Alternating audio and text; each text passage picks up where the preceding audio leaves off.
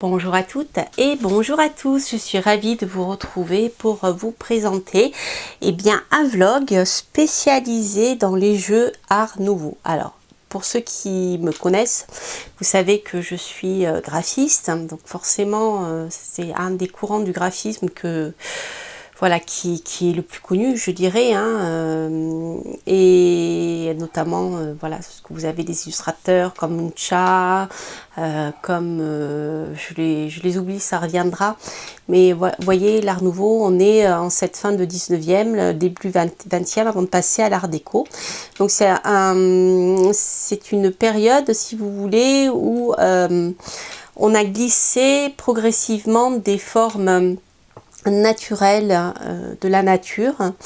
On a utilisé ces formes naturelles de la nature pour petit à petit les styliser, et vous voyez avec ce genre de choses, par exemple, bien ces arabesques, il n'y a plus de ligne droite en fait, il n'y a pas de ligne droite, il n'y a pas d'angle, tout n'est que luxe, calme et volupté, je dirais. Voilà, on est dans le rond, voilà, donc parfois l'art nouveau est un peu chargé, et plus on arrive vers la fin de l'art nouveau, et pour passer à l'art déco, là on a des formes encore plus épurées.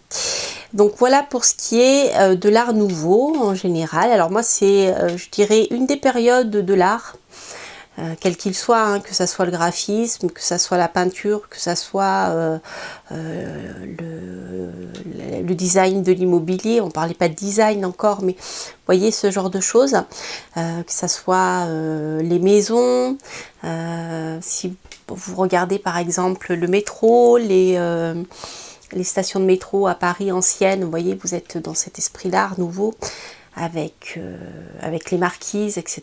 Donc vous voyez, c'est ce genre de choses. Donc, moi, c'est vraiment... je pense que j'ai dû naître à cette époque-là, parce que je crois que c'est j'ai dû naître dans une autre vie, hein. Pas dans celle-ci, je suis vieille mais pas à ce point. Voilà. Et bien voilà, j'ai dû naître à ce moment-là, parce que c'est un art qui me parle beaucoup, beaucoup, beaucoup, beaucoup. Bref, voilà pour l'histoire de l'art nouveau. Donc ici, je vais commencer par comparer ces deux jeux de tarot qui sont sortis récemment en français. Donc celui-ci, alors ça c'est la version allemande. J'ai la version française, mais je ne l'ai pas là sous les mains. Donc elle est sortie récemment aux éditions... je sais plus, enfin, c'est du groupe Très Daniel, mais je sais plus quel éditeur, ça doit être Exergue, je crois, si je dis pas de bêtises, en tout cas un éditeur qui fait partie du groupe Très Daniel. Et celui-ci, c'est le tarot Art Nouveau, c'est le dernier qui vient de sortir aux éditions Lo Scarabeo. Apparemment maintenant c'est Intuitive Édition, alors c'est peut-être une sous-édition qu'ils ont créée. C'est la deuxième fois que je la vois sortir là récemment. Donc je vais vous montrer ces deux tarots. Alors ils sont tous les deux basés sur le Rider-Waite-Smith, donc les arcanes mineurs sont illustrés. Et vous verrez qu'en fait celui-ci, le dernier, le tarot Art Nouveau, est beaucoup plus proche du Rider-Waite-Smith. Ici, celui-ci, c'est le tarot des visions éthérées, je crois, en français, est beaucoup plus, prend parfois beaucoup plus de distance par rapport au Rider-Waite-Smith. Voilà. Donc au niveau de la qualité, alors là je dirais c'est qualité très, très cheap, hein, très moyenne de Lo Scarabeo, puisqu'on a un boîtier souple et des cartes qui sont très fines, hein, ce qui est dommage. Et celui-ci, donc que ce soit aux éditions françaises ou cette édition allemande que j'ai, sont de meilleure qualité. Vous voyez, on est dans un boîtier cloche solide, et les cartes, rien qu'à l'épaisseur, on a le même nombre de cartes, vous allez voir. Et bien au niveau de l'épaisseur, même de la taille, ça n'a rien à voir. Donc il y a un petit livret à l'intérieur, hein, pour tous les deux. Voilà, ce genre de choses. Bon, là c'est en allemand, mais je vous dis, il est sorti en français. Et là, donc j'ai Lo Scarabeo avec, hop, les cartes. Je ne sais pas si vous voyez à l'écran, mais donc là j'ai pris que les cartes du tarot, puisqu'il y a des cartes supplémentaires, hein, normalement. Vous voyez, au niveau de l'épaisseur, bon, il n'y a pas photo. On n'est pas du simple au double quand même, mais voilà, il y a un jeu qui est voilà, de très bonne qualité et un jeu qui est très souple. Par contre, les cartes reviennent bien, hein, c'est pas non plus du papier, etc. Mais voilà, c'est pas le premier jeu de tarot, les visions éthérées est beaucoup mieux. Alors, au niveau de la qualité. Ensuite, on va regarder, donc là vous avez le dos, même vous voyez la taille, hein, l'autre, le premier, les visions éthérées, est plus grand. Là c'est le Scarabéus, c'est vraiment taille de format tarot traditionnel. Alors, hop, vous voyez, donc on a des dorures pour les deux.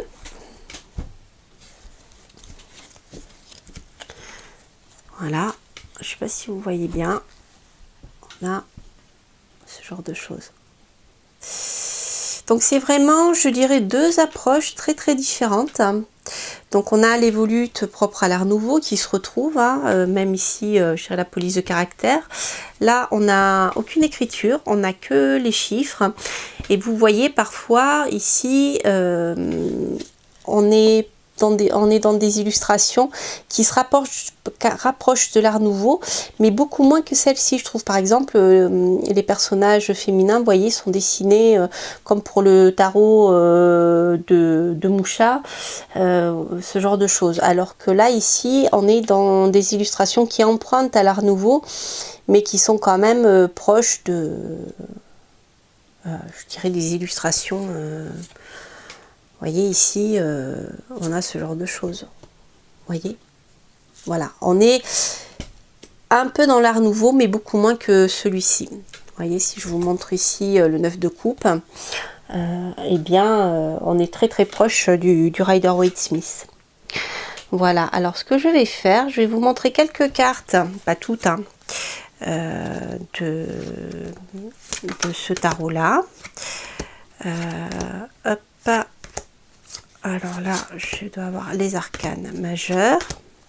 Donc les arcanes majeurs, hein, sont toujours je trouve dans les riders, sont toujours très loin des arcanes majeures du tarot de Marseille. Moi je suis plutôt tarot de Marseille à la base, donc c'est vrai que les arcanes majeures, souvent je suis un peu déçue parce que je trouve qu'on perd beaucoup de la signification habituelle.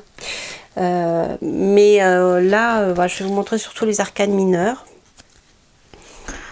puisque c'est un peu ce qui fait son intérêt. Donc là, vous voyez, vous avez le 3 de bâton, qui est très proche du Rider-Waite traditionnel, hein, puisque le personnage regarde vers l'horizon. Il a pris sa décision pour passer à l'action. Donc là c'est pareil, on a le 6, on a le 6 de bâton pour la victoire avec la couronne. Donc vous voyez, on trouve quand même la symbolique, hein.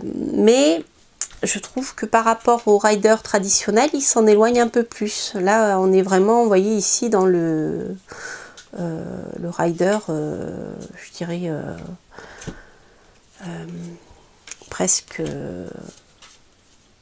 Vous voyez, regardez, si je prends le 3 de cœur, vous voyez ce genre de choses. Je cherche, parce que je les ai mélangés, je cherche le... Hop, hop. Enfin, ils sont magnifiques tous les deux, mais ils sont différents. Je cherche le 6 de bâton. Donc là, j'ai le 3 de bâton, je vais vous le remontrer, et je vais chercher le 6 de bâton. Hop, j'enlève les arcanes majeures. Hop, voilà, épée. Décidément, c'est pas le 6 de bâton. Ou alors je les confonds parce que comme c'est écrit en allemand et que je parle pas allemand, je vais peut-être vous en prendre un autre qui sera plus explicite. Alors vous voyez, je vais reprendre par exemple celui-ci. Donc là vous voyez, ici on est dans le rider traditionnel et celui-ci aussi, on a toujours la même symbolique. Donc c'est plutôt, je trouve que c'est plutôt sympathique. Là on a ici notre 9 d'épée, donc qui est traditionnel, hein, pour les cauchemars. Alors là, c'est le 10 de coupe. Si je l'ai sous la main, je vous le montre. Hop. Je veux pas que ça dure trop longtemps. Alors, 8 de coupe, 10 de coupe, vous voyez? Voilà. Donc là, ici, on a la symbolique, vous voyez, est la même dans ce jeu. Ici, on a bien la réussite, l'accomplissement sur le plan familial, amoureux surtout, avec les enfants, etc. Voilà, l'accomplissement en famille. Alors parfois, dans certains tarots, on a le chien aussi qui vient se rajouter. Donc, vous voyez, c'est différent. Là, il y a plusieurs enfants. Là, on est à la naissance. Mais bon, vous voyez, dans l'illustration, quand même, on reste... je dirais que si vous voulez travailler avec ce tarot à l'intuition, il est parlant aussi, mais il est quand même beaucoup plus loin que, enfin beaucoup, il est un peu plus loin que le Rider-Waite-Smith traditionnel. Alors par exemple ici pour le 9 de denier, je l'ai vu passer, vous voyez, voilà, ici on est plus proche du Rider-Waite-Smith que celui-ci. Mais quand même on a une symbolique la symbolique n'est pas loin, vous voyez, on est dans ce genre de choses. Alors ici, nous avons le 7 d'épée. Vous voyez, voilà, 7 d'épée.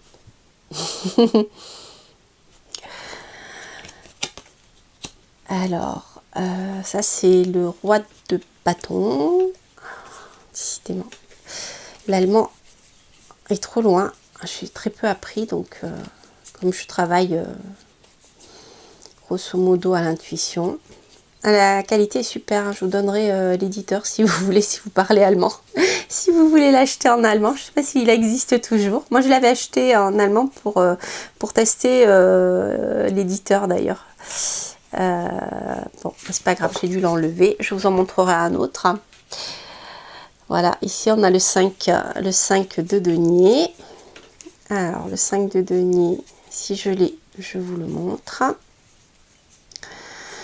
Le 4, je les coupe. Hop. Alors, hop. Alors, ce qui est bien, c'est qu'on a quand même des références au... on a des références de couleurs hein, dans celui-ci. Bon, j'ai dû m'en séparer. Il doit être dans les autres que j'ai triés. C'est pas grave. Je vais voir si j'en ai un. Alors, celui-ci... C'est le 5 d'épée, je ne l'ai pas vu, donc je vous montrerai après. Là, on a le 5 de coupe. Donc, je vais vous montrer le... C'est le 8. Le 4. Einsweidra. Oui, c'est ça. Fir. Elle est là. Là, il m'en reste un peu, je sais compter. Jusqu'à 9. Jusqu'à 10, vous voyez. Voilà. Donc vous avez voilà vraiment là, cette symbolique du Rider-Waite-Smith, mais avec je dirais une approche plus proche du jeu original du Rider illustré par Pamela Colman Smith dans celui-ci plutôt que dans celui-ci. Dans celui-ci, voilà, plus de liberté ont été prises. Voilà, pour vous donner un peu une idée de de la différence entre ces jeux si vous hésitez à acheter les deux. Donc ils sont vraiment super beaux. Donc je vous ai montré ces deux-là. Donc celui-ci c'est le tarot des visions éthérées, donc c'est la version allemande, et là c'est le tarot Art Nouveau aux éditions Lo Scarabeo. Voilà, alors ensuite je vais vous montrer deux autres jeux que j'aime beaucoup. Et dont un que j'utilise assez souvent, c'est un petit Lenormand. Il est ici. Voilà, donc ça aussi c'est Lo Scarabeo. Donc il s'appelle Sibylla Liberty. L'oracle Liberty en fait, Art Nouveau Oracle. Voilà, vous l'avez en plusieurs langues, hein, comme c'est le cas pour Lo Scarabeo. Alors, je voulais vous montrer quelque chose. Je crois que c'est le tarot Art Nouveau. Julia Massilia. Il me semble qu'il a été illustré par la même illustratrice qui a fait cet oracle-là. Ou alors je confonds avec un autre. Je vous l'écrirai si j'y pense à la fin de ma vidéo. Il semble que l'illustratrice c'est la même. Hop, ouais, non, je l'ai pas là. Alors, c'est pas grave. Je vais vous montrer l'Art Nouveau Oracle. Donc, vous le connaissez certainement parce que ça fait un moment qu'il est sorti. Et moi, j'avoue que je l'adore. D'ailleurs, j'avais fait une review que sur cet oracle, il me semble, il y a quelques temps de ça, au début où j'avais ouvert ma chaîne, il y a à peu près 2 ans. Donc c'est un petit Lenormand qui est assez grand. Je dirais que ce sont des cartes format bridge. Vous voyez, vous avez ce genre de choses. Donc comme c'est beaucoup le cas pour des illustrations dans l'Art Nouveau, on retrouve beaucoup de figures féminines. C'est un peu le cas dans le tarot de Moucha justement, mais je ne l'ai pas, donc je ne peux pas vous le montrer. Et ce tarot-là, il est très très loin, je dirais symboliquement, même s'il y a des choses qui se rapprochent, mais je trouve qu'il est assez loin du tarot, même du Rider-Waite-Smith, et on a principalement, d'ailleurs même que des figures féminines. Donc là, dans ce petit Lenormand, moi je l'aime beaucoup. Bon, vous voyez, c'est très art nouveau aussi, hein, avec les volutes, les fleurs, etc. Et chaque fois, vous avez un personnage féminin. Alors là, ici, on a la lune. Ici, vous avez l'étoile. Donc, vous voyez, je dirais que pour les débutants, il n'est pas facile d'accès lorsqu'on apprend le petit Lenormand parce qu'on voit, voilà, entre la femme, etc., la posture, on peut être amené à suivre le personnage féminin et ne pas forcément voir tout de suite ce dont il s'agit. Alors pour ceux qui connaissent bien le petit Lenormand, enfin moi ça me pose pas de problème, hein, je peux travailler avec parce que maintenant c'est des cartes que je connais bien, mais c'est vrai que des fois certaines sont un peu limites. En tout cas, je vous invite à regarder la review que j'ai fait de ce jeu, ce petit Lenormand. Vous voyez ici on a la faux, le chemin. Donc là, il n'y a pas de personnage féminin. Mais le chemin, il n'y en a qu'un. Donc, bon, vous voyez, ici, il est l'enfant. Mais vous voyez, avec les fleurs derrière, je crois qu'on dirait des iris ou des lys. Ce sont des lys, on peut confondre avec le lys. Et c'est l'enfant. Donc voilà, je dirais que c'est un jeu qui n'est pas forcément à conseiller aux débutants parce qu'on ne voit pas tout de suite de quoi il s'agit. Ici, on a le cercueil. Voilà. L'encre, ça c'est clair, le renard. Vous voyez, voilà, c'est ce genre de jeu. Donc il est très coloré, moi je le trouve vraiment très très beau. La clé, la lettre. Il est beau, hein, on est vraiment voilà, dans l'Art Nouveau ici. Le lys, on a ici, le serpent. Enfin, c'est un oracle qui est vraiment magnifique si vous aimez l'Art Nouveau. Alors ça, c'était l'Art Nouveau Oracle. Vous le trouvez ici sous le nom de Sibilla Liberty. Ça, c'est en italien. L'irresistibile eleganza di una nuova Lenormand. Voilà. L'irrésistible élégance nouvelle Lenormand. D'un nouveau Lenormand. Bon, voilà, ça c'était pour la traduction. Donc il est magnifique, j'adore. J'adore, j'adore, j'adore. Donc, ce que je voulais vous montrer également, c'est celui-ci, alors qui est l'oracle astrologique, donc qui est de la même illustratrice, vous voyez. On reconnaît bien le type d'illustration. Il me semble que c'est elle qui a illustré. Alors j'hésite entre un des deux tarots que je vous ai montré tout à l'heure. Je ne sais plus. Mais je vous le marquerai. Donc celui-ci, c'est un oracle qui se base sur l'astrologie. Donc j'ai pas le livret. En fait, moi je l'utilise simplement pour choisir les signes quand je fais des guidances. Ah si, je l'ai le livret, vous voyez. Je sais plus. Donc vous avez ici le livret avec les signes astrologiques. Donc là, on est dans le caractère des signes astrologiques en fait. Ensuite, les mots-clés liés aux planètes. Voilà, des conseils pour utiliser les cartes. Alors, le soleil dans le signe, etc. Voilà. Donc après, moi, je l'utilise pas du tout, parce que pour moi, il manque des choses. Mais ça peut être intéressant, je pense, pour l'utiliser selon la roue astrologique. c'est à tester. Donc voilà, pour le moment je m'en sers juste pour faire les choix de signes quand je fais des tirages signe par signe. Donc il est magnifique, vous voyez, il y a le bord qui est doré. Et donc là vous avez les planètes et là vous avez les signes astrologiques. Voilà, donc vous voyez, on est dans le même, vraiment dans le même esprit que d'illustration que celui, que le petit oracle, le petit Lenormand. Voilà, voilà. Je trouve que ça fait une belle unité. Voilà, je vais vous montrer quelques cartes. J'ai pas fait de review hein, de ce jeu, je le ferai un jour peut-être. Mais c'est pareil, il est sorti il y a un moment. Voilà, donc vous voyez, vous avez le signe de la Vierge. Le lion. Bon après, il faut pas. Les illustrations sont très art nouveau, c'est très libre, c'est féminin, et puis voilà. Verseau. Pour ceux qui me suivent et qui suivent mes guidances, d'ailleurs je vais en refaire bientôt. En général, je propose des guidances signe par signe pour le trimestre parce que je n'ai pas le temps de les faire plus fréquemment. Donc vous allez les revoir ces cartes parce que en général je les utilise dans mes tirages. Et voilà. Voilà, ce genre de jeu.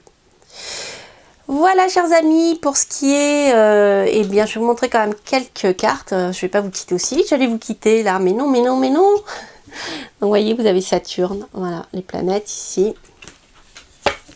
Hop. Jupiter. Je les trouve particulièrement bien réussis. En tout cas pour Saturne et Jupiter.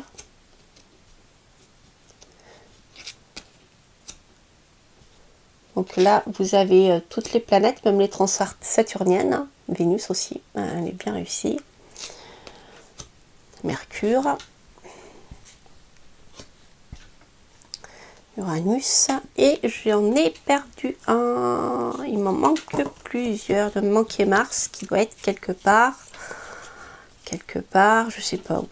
Peut-être rester au fond de la boîte. Et il est là. Il s'est mélangé, voilà. Et vous avez ici Mars, le guerrier. Voilà, je le trouve vraiment particulièrement réussi pour une approche astrologique, en tout cas sur le plan des dessins. Voilà, voilà, chers amis, j'espère que ce vlog vous aura plu. Donc, n'hésitez pas à... dans vos commentaires à me dire si vous avez des choses que vous préférez voir sur ma chaîne, des choses dont je pourrais vous parler, mais voilà, pour le moment j'ai pas pensé ou j'ai pas encore eu le temps de le faire. Je vous lis bien sûr, je vous écoute et c'est toujours avec grand plaisir. Donc soumettez-moi vos propositions et puis si je peux, si mes compétences le permettent, et quand je trouve le temps de le faire, bien sûr, je le ferai avec grand plaisir. Donc pour terminer, je vais vous mettre les 3 dos qui sont vraiment super beaux. Voilà, je vais en mettre un là. Voilà, pour ces magnifiques jeux art nouveau. Voilà, je vous embrasse. J'espère que cette vidéo vous aura plu. N'hésitez pas à liker, à commenter, à vous abonner si vous passez par là. Je vous souhaite plein de bonnes choses. Et je vous dis à très bientôt pour de prochaines aventures. Portez-vous bien. Bye bye.